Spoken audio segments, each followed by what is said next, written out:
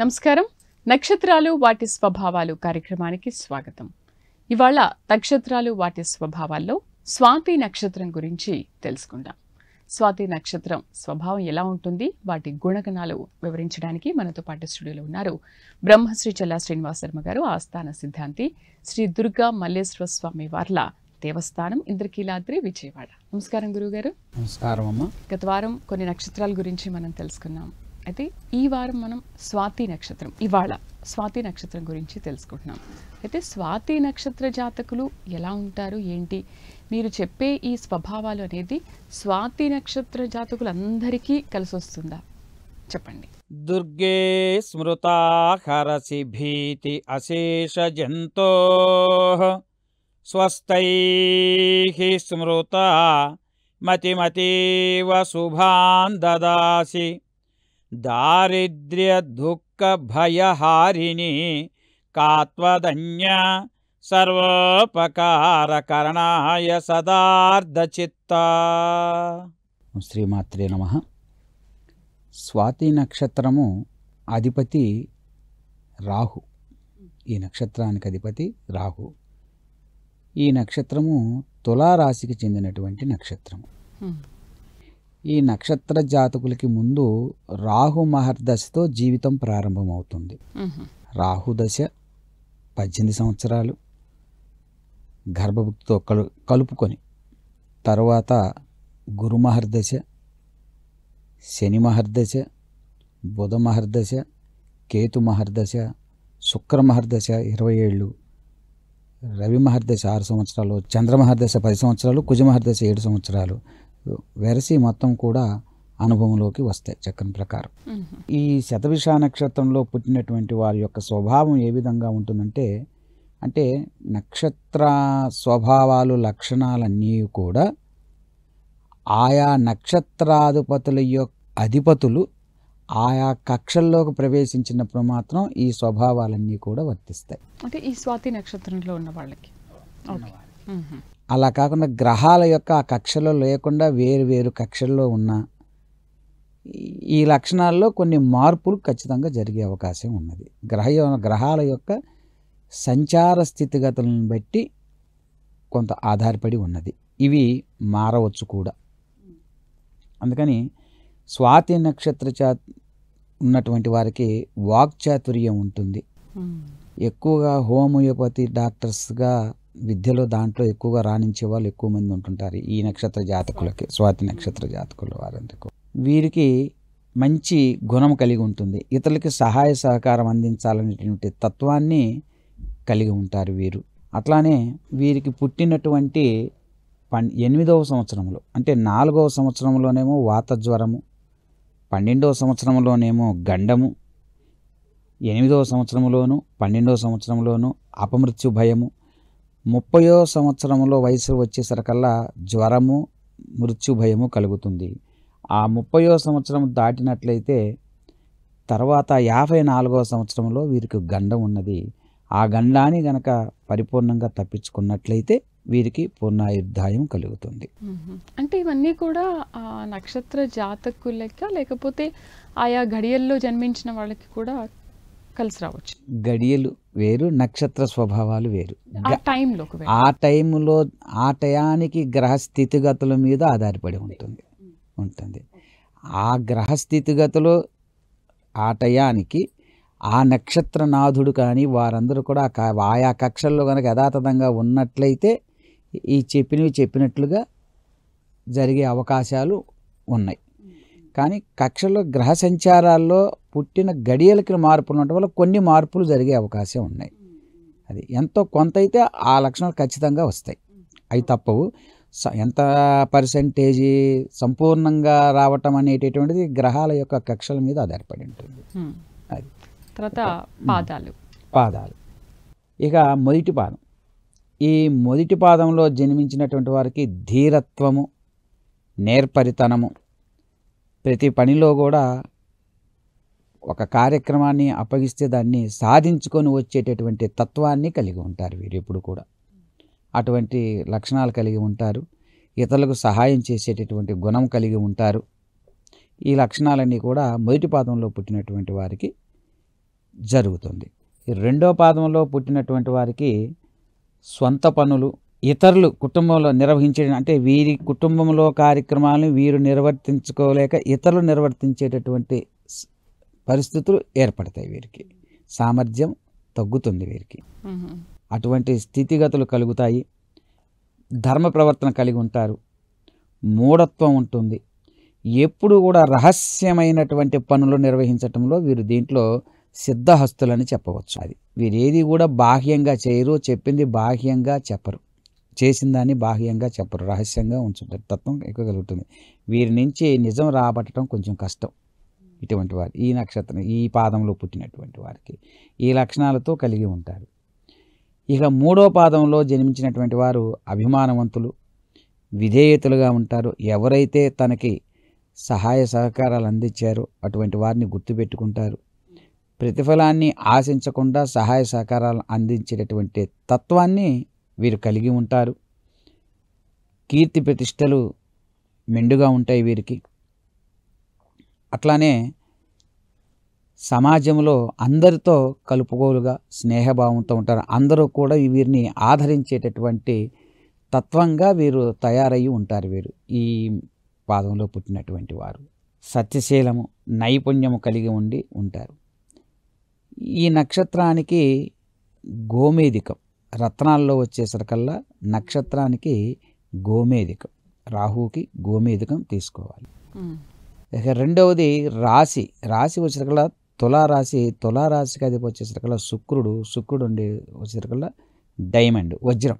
కాబట్టి ఈ రత్నాల విషయంలో తీసుకునేటువంటి విషయంలో కొన్ని జాగ్రత్తలు తీసుకోవాల్సిన, అంటే ఇప్పుడు ఒరిజినల్ రత్నాలు ఎక్కడా దొరకట్లేదు కూడా, అన్ని ఆర్టిఫిషియల్ స్టోన్సే లభ్యమవుతున్నాయి మనకి. మరి వాటిని ఎలా చూస్ చేసుకోవాలి? అవి చెక్ చేసుకొని ఇప్పుడు ఎన్నో మనకి ఎలక్ట్రానిక్ మిషన్స్ ఇవి కూడా వచ్చే టెస్ట్ చేసి తీసుకునేటటువంటివి మనకి అందుబాటులో ఇప్పుడు జైపూర్లో కొంచెం ఎక్కువగా మంచివి రత్నాలు దొరికేటువంటి అవకాశాలు అక్కడ కనబడుతూ ఉన్నాయి. అందువల్ల ఈ రత్నాలు అనేటటువంటివి ఆలోచన చేసి తీసుకోవటం మంచిది పెట్టుకునేటువంటి వారు. అందువల్ల ఈ రత్నాలు ఏదైనా రాశికి కనుక బలము తక్కువ రాశికి తీసుకోవాలి. నక్షత్రానికి అయినట్లయితే కనుక నక్షత్ర నాదుడికి రాహుకి గోమేధికాన్ని కనుక పెట్టుకున్నట్లయితే వీరికి అన్ని విధాలా అనుకూలిస్తుంది.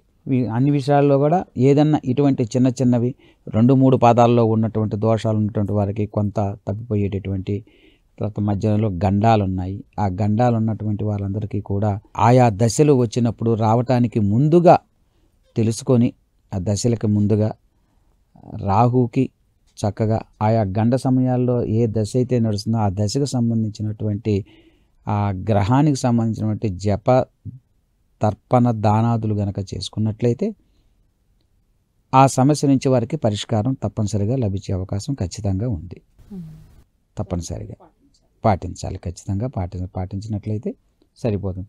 లేదు ఇలా కాకుండా జపాలు వీటికి శక్తి సామర్థ్యాలు ధనము కావాలనుకుంటే ఆయా దేవతలు వాటికి ఉపయోగించినట్టు ఏ దేవతలైతే ఉన్నారో ఆ అధిపతులు ఆయా దేవతలకి రావుకి అధిష్టాన దుర్గాదేవి, దుర్గామాత ప్రార్థన కానివ్వండి, దుర్గా సప్తశ్లోకి కానీ చదువుకోవటం కానివ్వండి, లేదా దుర్గా సప్తచండీ పారాయణాన్ని చేయించుకోవటం కానివ్వండి, లేదా మన్యసూక్త పారాయణ 108 సార్లు చేయించుకోవటం కానీ ఆయా దశల్లో కనుక ఆచరించినట్లయితే ఇవి కాకుండా ఇంకా స్వల్పంగా కావాలన్నా ఆయా దేవతలకి ప్రదక్షిణాలు చేసిన, ఒక పుష్పాన్ని సమర్పించిన, లేదా ఒక నామాన్ని తీసుకొని రోజుకి 108 సార్లు చెప్పిన చొప్పున స్తోత్రాన్ని చేసినా కూడా వారికి ఆయా చెప్పినటువంటి గండాల నుంచి బయటపడే అవకాశం తప్పనిసరిగా ఉంది. జపాలు కానీ ఇవన్నీ కూడా నిజంగా వాళ్ళ జాతకంలో ఉన్నాయి, చేయించాలంటేనే చేయించుకోవాలి. అవును, లేదు అంటే అవసరం లేదు. చిన్న పరిహారాలు పాటిస్తే చేయించకపోయినా తప్పనిసరిగా చేయించాలి అనేటటువంటి దానికి శ్రద్ధ భక్తి భావం లేకుండా అవి ఏవి చేసినా ప్రయోజనం లేదు. అందుకని భక్తితో జపం చేయాలి భగవంతుని. ఆ చేసేటువంటి జపాన్ని కూడా నిశ్శబ్దంగా చక్కగా మనసులో మనన చేస్తూ చక్కగా ఆ జపాన్ని కనుక శ్రద్ధగా చేసినట్లయితే తప్పనిసరిగా ఫలితం వస్తుంది. జపం చేయటానికి అందరికీ సాధ్యపడదు కదా, అందరికీ కూడా శక్తి సామర్థ్యాలు ధనము కావాలి. అదే అటువంటి వారికి ఏంటంటే ఆ పుష్పాన్ని రోజు సమర్పిస్తే సరిపోతుంది. జపం అంటే ఒకసారి చేసి వదిలేస్తాం, అది 2 రోజులు పడుతుంటే 2 రోజులు 3 రోజులు అయితే 3 రోజులు చేసుకోవాలి. దీనికంటే ప్రతిరోజు లేదా రాహుకాలంలో ఆయన యొక్క నామాన్ని జపించటం అట్లా సరిపోతుంది.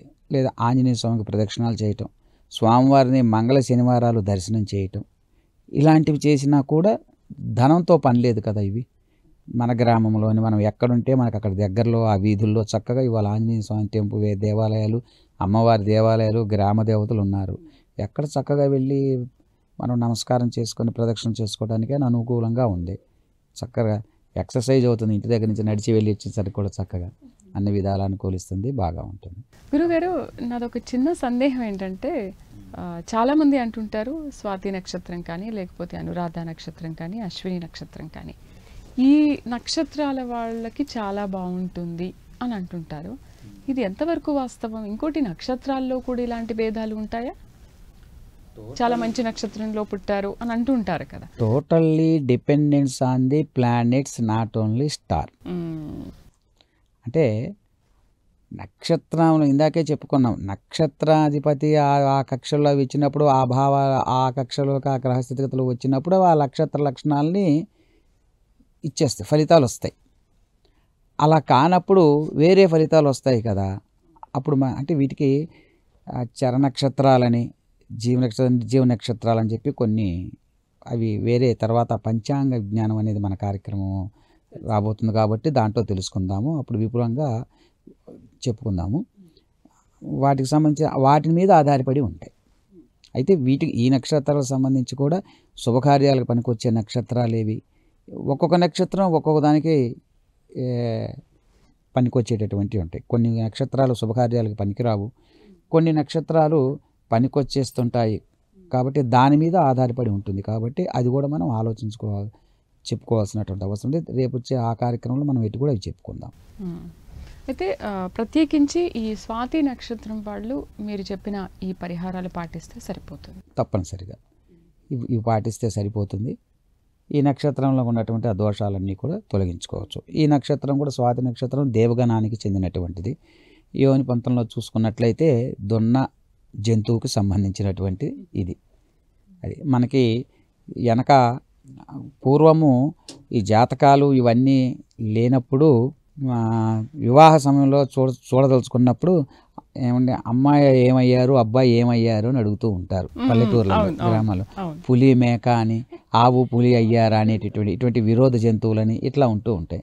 వాటిని చూసి వివాహాలు చేసేటువంటి వారు అవి ఆ నక్షత్రాల ప్రకారం అలా చేయటం వల్ల ఇవాళకి వాళ్ళు చక్కగా ఉన్నారు, బాగానే ఉన్నారు. అట్లా కూడా అందువల్ల ఆయా నక్షత్రాల ఫలితాలు ఆ ఫలితాలు కొన్ని నిజం కాబట్టే వాళ్ళు ఇవాళకి ఉన్నారు. అందుకని వివాహ సమయంలో ఈ నక్షత్రాలు కలుస్తున్నాయా లేదా పూర్తి జాతకం చూపించకపోయినా ఈ పంచాంగంలో ఈ నక్షత్రాలకు సంబంధించిన వాళ్ళు వీళ్ళిద్దరి యొక్క వధూవరుల యొక్క నక్షత్రాన్ని బట్టి పులి మేక అయిందా, అబ్బాయిది పులి అమ్మాయి మేక, ఈ వివరాలు అడుగుతారు. ఏ జంతువుకు చెందించింది యోని పొంతన అంటారు. అది దేనికి సంబంధించి అనేటటువంటిది అడుగుతూ ఉంటారు. దాన్ని బట్టి పనికొస్తుంది పనికిరాదని అప్పుడు వాళ్ళు సంబంధాన్ని కాయపరుచుకొని వివాహం చేసుకోవటం జరుగుతూ ఉంటుంది. అలాంటివి ఏమీ చూసుకోకుండా చేసుకుంటే మాత్రం ఇద్దరికి పడే అవకాశాలు ఉండవు కదా. తప్పనిసరిగా అవి దైవ నిర్ణయం, ప్రారంభ కర్మలు కొన్ని ఉంటాయి. ఎందుకంటే వీళ్ళిద్దరివి వేరు వేరు నక్షత్రాలు అనుకొని చేసినా అనుకోకుండా వాళ్ళ పుట్టిన గడియలో నక్షత్రం ఇద్దరివి కలిసి అయ్యి ఉండొచ్చేమో, తెలియదు కదా. దానివల్ల బాగా ఉండవచ్చు, అట్లనే బాగా లేకపోవచ్చు. రెండూ జరుగుతూ ఉంటాయి, కారణాలు ఉంటాయి. అది వారి యొక్క విధి రాతన మీద ఆధారపడి ఉంటుంది. గురుగారు, స్వాతి నక్షత్రానికి సంబంధించి ఇంకేమైనా చెప్తారా? తప్పనిసరిగా ఈ స్వాతి నక్షత్రము మధ్యనాడికి సంబంధించింది. అంటే ఆదినాడి, మధ్యనాడి, అంత్యనాడి అని 3 నాడులు ఉంటాయి. అందువల్ల వివాహ పంతంలో కూడా ఏకనాడి విరోధం, ఇద్దరిది ఒకే నాడి అవ్వకూడదు. ఒకళ్ళది ఆదినాడు అయితే ఒకళ్ళది మధ్యనాడు, ఇలా చూసుకుంటా. అంత్యనాడి కానీ అలా అయితే అది గట్టిపడి వాళ్ళిద్దరి మధ్య పరస్పర వైషమ్యం లేకుండా ఉంటుంది అనేటటువంటిది అని కూడా నాడీ ప్రధానంగా చూస్తారు. అటువంటి ఈ స్వాతి నక్షత్రానికి వచ్చేసరికల్లా మధ్యనాడి ఇక దేవగణానికి చెందినటువంటిది, స్త్రీ జాతికి సంబంధించినటువంటిది నక్షత్రం కూడా. ఈ నక్షత్రానికి ఒక వృక్షం ఉంటుంది, అది మద్ది చెట్టు, ఈ నక్షత్రానికి సంబంధించినటువంటిది. అందుకే ఇప్పుడు ఈ మధ్యకాలంలో 27 నక్షత్రాలకి 27 వృక్షాలు దేవాలయాల్లో ఎండోమెంట్ డిపార్ట్మెంట్ వారు ఏర్పాట్లు చేస్తూ ఉన్నారు. కొన్ని క్షేత్ర దేవాలయాలు, ముఖ్యమైనటువంటి దేవాలయాల్లో జరుగుతున్నాయి, ఆ వనాలు కూడా ఉన్నాయి. అదేవిధంగా ఈ నక్షత్రానికి వచ్చేసరికల్లా దానము వెండి, ఏదైనా దానం చేయాలనుకుంటే వెండిని చేసినట్టు వల్ల విశేషమైనటువంటి ఫలితం లభిస్తుంది. వస్య రాశులు అంటే నక్షత్రానికి అనుకూలించే రాశులు. ఈ నక్షత్రానికి మకర రాశి ఒకటి, కన్యా రాశి అనేది దీనికి వస్య రాశులు ఈ నక్షత్రానికి. ఇక రజ్జు వర్గం అంటే కంఠరజ్జు, శిరోరజ్జు అని ఉంటుంది. ఇది కంఠరజ్జుకు సంబంధించినటువంటి నక్షత్రము. నక్షత్రం యొక్క పక్షి ఏ పక్షి కోవకు చెంది అంటే ఇది గరుడు పక్షికి సంబంధించినటువంటి గరుడ పక్షి. నక్షత్ర స్వరూపం ఎలా ఉంటుందా అంటే మాణిక్యం వల్లే ఒక నక్షత్రమే కలిగింది. మనం హస్త నక్షత్రం అంటే ఏ నక్షత్రాలు కలిసి ఉన్నాయని చెప్పుకున్నాం. అదేవిధంగా ఇది నక్షత్రం ఒక నక్షత్రంతో కూడుకున్నటువంటిది, మాణిక్యం వల్లే ఉండేటటువంటిది ఆకారంలో ఉంటుంది. ఇది భూతత్వం వచ్చేసరికల్లా అగ్నితత్వం కలిగినటువంటి నక్షత్రం. ఈ నక్షత్రానికి అదృష్ట దిశలు కూడా ఉంటాయి. అంటే వాయవ్య దిశ అదృష్టవనమైనటువంటి దిశ ఈ నక్షత్రానికి. ఈ నక్షత్రంలో ఉన్నటువంటి వారికి చర నక్షత్రం. ఇది నక్షత్ర స్వభావం వచ్చేసరికల్లా చర నక్షత్రం. అందుకే మేము ట్రాన్స్పోర్టేషన్ కానీ ఎవరన్నా అంటే ట్రావెలింగ్ పెట్టుకోవాలంటే ఈ నక్షత్రం రోజున ముహూర్తం పెడతాం. రన్నింగ్ అవ్వాలి, వ్యాపారం చేయాలంటే పెడతాం రన్నింగ్. చర నక్షత్రం కదా, వృద్ధి చెందుతూ ఉండాలి, వెళ్తూ ఉండాలి. అందువల్ల ఇది చర నక్షత్రం. తర్వాత అదృష్ట తేదీలు వీళ్ళకి వచ్చేసరికల్లా 3వ తారీఖు, 3 అనేది ప్రాధాన్యత. అదృష్ట తారీఖులు వచ్చేసరికల్లా అదృష్టవారం వచ్చేసరికల్లా గురు శుక్రవారాలు ఈ నక్షత్ర జాతకులకి కలిసి వచ్చేటటువంటి. అంటే ఏదైనా పని చేపట్టాలి అంటే గురు శుక్రవారాల్లో మనం చేసుకోవచ్చు, మొదలు పెట్టుకోవచ్చు. ఆ టైంలో కొంచెం కలిసి వస్తుంది. కొన్ని ముఖ్యమైనటువంటి పనులు అంటే మిగిలిన వారాలు కూడా పనికి వస్తాయి, కానీ ఉన్న వాటిల్లో కొంచెం బలమైనటువంటిది పెద్ద కార్యక్రమాలు చేయాలనుకున్నప్పుడు ఆయా వారాలు తీసుకుంటాం. గురువారం, శుక్రవారం, శనివారం అనేటివి వీళ్ళకి ఈ నక్షత్ర జాతకులకి కలిసి వచ్చేటటువంటి వారాలు వచ్చేసరికి ఇవి వీరికి. ఇంకా వీళ్ళకి నక్షత్ర వర్జ్యకాలం అంటే ఇవి మాకు ఈ పంచగణితానికి సంబంధించిన ఇవి వీరికి ఇంత అవసరం లేదు. గణిత ప్రకారంగా పంచాంగంలో వచ్చేటటువంటి కనుక మిగిలిన విషయాలు వీరికి అంత అక్కర్లేదు, అంత పరిగణలోకి అవసరం లేదు. నక్షత్రానికి గడియలు కానీ ఇవన్నీ కూడా ఏంటంటే గణిత సంబంధమైనటువంటి వాటి కోసం ఉండేటటువంటివి. దాని మీద మళ్ళీ ఇంకా వేరే రకమైనటువంటి ఫలితాలు అవి వస్తూ ఉంటాయి. గురుగారు, ఈ స్వాతి నక్షత్రం యొక్క ప్రయోజనాలు ఏంటి, ఎలా ఉంటాయి, వాళ్ళు ఏమేమి చేయొచ్చు? అంటే చాలామందికి డౌట్ ఉంటుంది, మేము ఈ పనులు చేయొచ్చో లేదో, మాకు కలిసి వస్తుందో లేదో అని అంటూ ఉంటారు కదా, వీళ్ళు ఏం చేయొచ్చు? తప్పనిసరిగా నామకరణం చేయటానికి పనికొస్తుంది ఈ నక్షత్రం. ముహూర్తానికి ఆ రోజు స్వాతి నక్షత్రం రోజున చేస్తే మంచిది.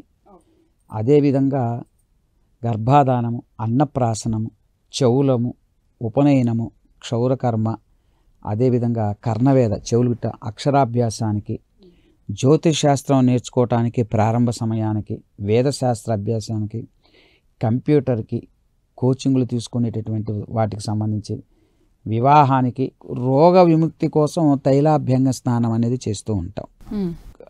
అటువంటి వాటికి ఈ స్వాతి నక్షత్రం రోజున నవవస్త్ర ధారణకి, మౌక్తికము అలంకారం చేసుకోవటానికి మంచి రోజులు, నృత్యము గీత ప్రారంభం చేసుకోవటానికి, అదేవిధంగా మంత్ర భాష్యాన్ని చెప్పుకోవడానికి, మంత్రం చెప్పుకున్న తర్వాత ఆ మంత్రానికి అర్థం భాష్యం చెప్పుకోవటానికి మంచి రోజు చూసి ప్రారంభం చేసుకోవాలంటే ఆ రోజే చేసుకోవాలి.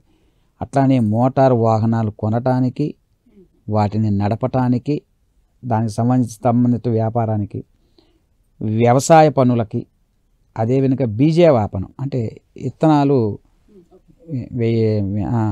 కొత్తగా తొలకరిలో విత్తనాలు వేయటానికి కానీ నాటానికి, అట్లాంటి వాటికి, ఇటువంటి వాటన్నిటికీ కూడా ఈ నక్షత్రం రోజున చేసుకోవచ్చు. ఈ నక్షత్రం అది శుభదాయకంగా ఉంటుంది.